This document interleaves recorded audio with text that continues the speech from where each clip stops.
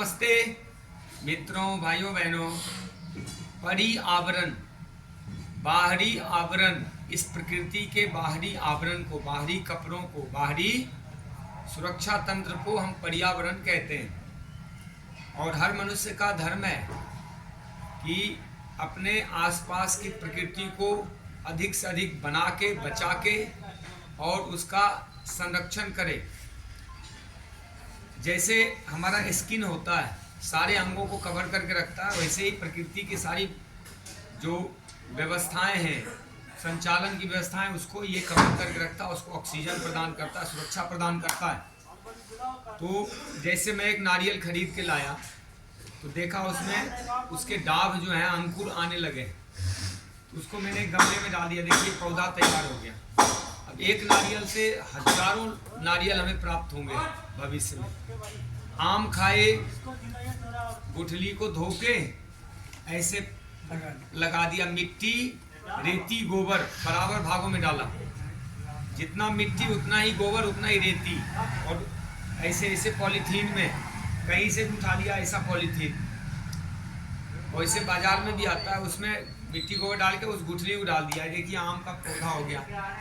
ऐसे हम सालों भर करते रहते हैं। हर सीजन में अलग अलग चीजें, कटहल, बेल, जामुन, लीची, अनार, आंवला, जो कुछ भी आता है थोड़ा उसका बीज संरक्षित करके और उसे हम ऐसे करके डाल लेते हैं और उससे पौधा तैयार होता है। फिर किसी को भी दे देते हैं, बिना कॉस्ट का दे देते हैं।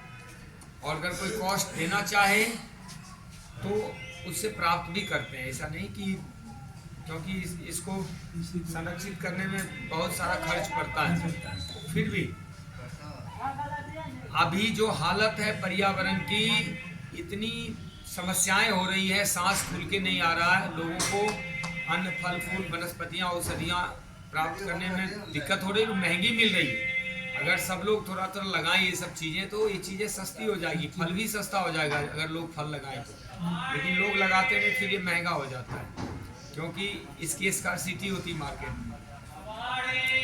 इसी के माध्यम से जल संरक्षण भी होगा, इसी के माध्यम से प्रदूषण पे भी नियंत्रण होगा, इसी के माध्यम से स्वास्थ्य मिलेगा, इसी के माध्यम से समृद्धि आने वाली है, इसी के माध्यम से पॉलीथीन का निष्पादन होगा, इसी के माध्यम से लोग अपने योग, धर्म और प्रकृति धर्म से जुड़ेंगे। हिंदू का मतलब ही होता है जो प्रकृति की सुरक्षा, संरक्षा करे, उसको भाई बहन, माता पिता, बाल बच्चे जैसा ट्रीट करे, प्रकृति नष्ट ना करे।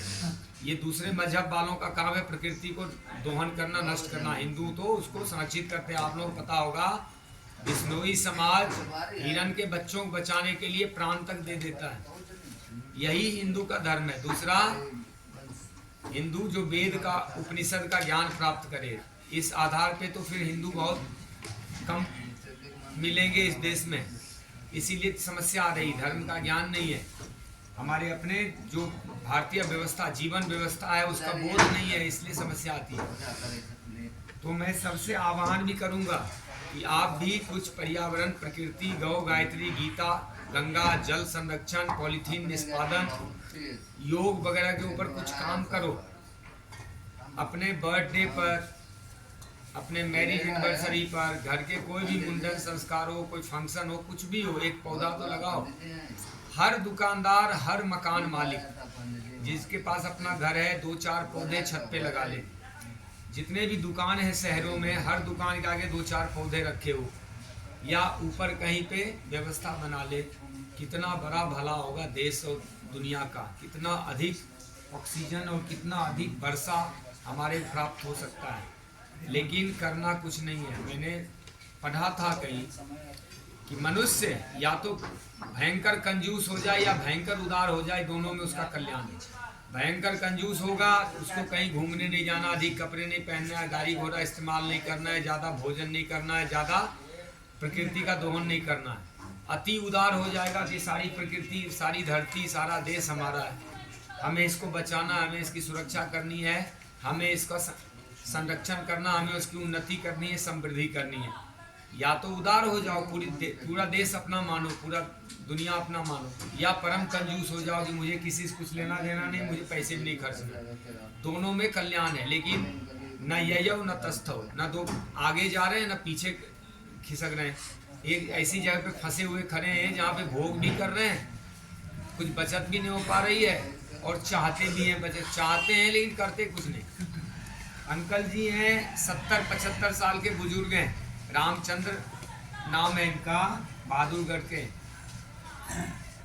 इन्होंने अपने दम पे, पहले हम लोग एक साथ पतंजलि योग समिति में काम करते थे, आज भी काम करते हैं। हमारी टीम के कुछ लोग थोड़े बिखर गए लेकिन अभी भी हैं। अंकल जी ने अपने दम पे, मैंने एक वीडियो बना के डाला था, अपने दम पे इन्होंने हजारों पेड़ लगाए हैं और उस एरिया को ऐसा हरा भरा कर दिया, बिल्कुल ग्रीननेस कर दिया। इस उम्र में ये दिन भर कस्सी और फावड़ा हाथ में ही रखते हैं। अब मैं इनको अपने पास से कम अभी 30 पेड़ मैं दूंगा इनको, इसको भी लगाएंगे, और मेरे घर पे भी मैंने कई 100 पौधे बांटे हैं लोगों को, और भी लाके इनको दूंगा। कुछ पौधे तो अभी मैंने पीछे दिया भी था, इस बार सोचा वीडियो बना के लोगों को कुछ अभिप्रेरित करते हैं। अंकल जी ने बहुत महान कार्य उठा रखा है अपने कंधे पे, एक एक लोगों की वैसे लाखों लोग अपना स्वास्थ्य लाभ करते हैं, लाखों लोगों का कल्याण होता है। तो एक सूर्य है पूरी सृष्टि का कल्याण कर रहा है, एक चंद्र है पूरी रात को चांदनी बना के रखता है। तो एक एक व्यक्ति में इतनी शक्ति होती है, इतना महान कार्य कर सकता है। बस जज्बा चाहिए, वो धर्म का ज्ञान चाहिए, मस्तिष्क में गीता का ज्ञान चाहिए, भगवान का वेदों का उपदेश चाहिए, भगवान की वाणी, गीता की वाणी उसके मस्तिष्क में नाचे, रामायण नाचे, तब वो करेगा ऐसा कर। जब तक ज्ञान नहीं होगा और कर्म कन्वर्ट नहीं हो सकता, कर्म नहीं होगी तो भक्ति विनम्रता नहीं आती। तो मैं आप लोगों से प्रार्थना करता हूँ कि पर्यावरण को बचाओ। बहुत खराब हालत में जी रहे हैं लोग, सांस की बीमारी, 80% लोगों को ऑक्सीजन ही नहीं मिल रहा है, अस्थमा दमा के शिकार हो रहे। भारत देश में रह के कोई विश्वास करेगा ये भारत देश प्रकृति के देश में प्रकृति को नष्ट किए जा रहे हैं लोग। पूरा लैट्रिन कर करके पूरा शहर गंगा को भर दिया लैट्रिन से। पेड़ काट काट के लोगों ने मकान बना लिए, दुकान बना लिए। जितने भी हमारे पहाड़ी क्षेत्र हैं, पहाड़ काट काट के सड़कें बना ली, टूरिस्ट प्लेस बना लिए, जल जमीन सब नष्ट कर दिया, प्रदूषित कर दिया, फैक्ट्रियां लगा दी। 24 घंटे इतने कपड़े जूते पहनते हैं लोग कि हर फैक्ट्रियां सालों भर चल रही है और 24 घंटे नाचनी पड़ रही है। इतना भोग करने वाला देश, कभी कोई विश्वास नहीं करेगा आने वाले समय में कि भारत देश है। पूरी तरह हम पश्चिमी देश में ढलते जा रहे हैं और अकाल मृत्यु मरते जा रहे हैं। रोग शोक व्याधि, भारत में कोई कह नहीं सकता, कोई डिप्रेशन में हो सकता है अगर उसको थोड़ा सा गीता का ज्ञान, धर्म का ज्ञान, उपनिषद का ज्ञान हो, लेकिन इसमें देखो क्या हालत हो रही है। तो ये सब कोई कह नहीं सकता। ये राम और कृष्ण का देश है, ये भारत है, ये पर्यावरण प्रकृति का देश है, धर्म का देश है, आध्यात्म का देश है। यहाँ लोगों ने पूरी गंगा नदी लैट्रिन डाल डाल के भर दिए, शहरों के सारे मल मूत्र को गंगा में डाले, नदी नष्ट कर दिया, पहाड़ों को काट काट के फैक्ट्री लगा दी, टूरिस्ट प्लेस बना दिए, जितने जंगल हैं उसको काट काट कर मकान दुकान बना लिए, सड़कें बना लिया। तो ऐसे कैसे बचोगे? कोई कह सकता है श्रवण कुमार का देश है, कोई कह सकता है गौ माता का देश है, जहाँ पे गाय के रक्षा के लिए अपने प्राण तक। जरा विचार करना है कि हमने नदियों का क्या हालत कर दिया है। पूरे नदी में मलमूत्र भर के उसको नाश कर दिया है। गंगा, हिमालय पर्वत नाश कर दिए, जितने हमारे पर्वत मालाएं हैं उस सब पे टूरिस्ट प्लेस बना दिए, जंगल काट दिए, गौ माता की सेवा छोड़ दी। मतलब जो हिंदू जाति है भारत देश में अपना निज धर्म से ही दूर हो गए, ना वेद उपनिषद पढ़ते हैं, ना पर्यावरण के बारे में सोचते हैं। उनकी आने वाली पीढ़ियां कैसे जिएंगी, विचार करो। तो ऐसे मैं आह्वान करता हूं कि ऐसे ऐसे काम करके थोड़ा सा ध्यान प्रकृति की तरफ भी दो। पेड़ पौधे बचाइए, गौ गंगा बचाइए, पॉलीथीन का प्रयोग कम से कम हो, जल संरक्षण की। आने वाली पीढ़ियों को जल मिलेगा कि नहीं, ये बहुत चिंता का विषय है। कई देश जल विहीन हो गए और करोड़ों करोड़ों रुपए सरकार को खर्च करने पड़ रहे हैं पानी के लिए। और यहाँ अभी नदियाँ हैं, कल कोई नदियाँ सूख जाएगी क्या करोगे? जरा विचार करो, योग अपनाओ, योग, ताकि भोग से दूर हो जाएं। अब मैं रामचंद्र अंकल जी से प्रार्थना करता हूँ कि इन्होंने जो काम किए हैं अपने बारे में बताएं, दूसरे लोगों को प्रेरित करें। थोड़ा आवाज़ से। मैं रामचंद्र 30 वर्षों से पौधारोपण का कार्य कर रहा हूँ, जो मैं स्वेच्छा से कर रहा हूँ और मुझे आनंद आता है इसमें। और मैं इस पौधारोपण के अवसर पर यह बताना चाहूँगा कि पर्यावरण को शुद्ध रखने के लिए पौधे लगाना बहुत अति आवश्यक है। प्रत्येक व्यक्ति अपने जीवन में कम से कम 100-200 पेड़ अवश्य लगाए, ताकि पर्यावरण को शुद्ध रखा जा सके। और ये जनमानस के लिए अति आवश्यक भी है, जीवन के लिए भी अति आवश्यक है।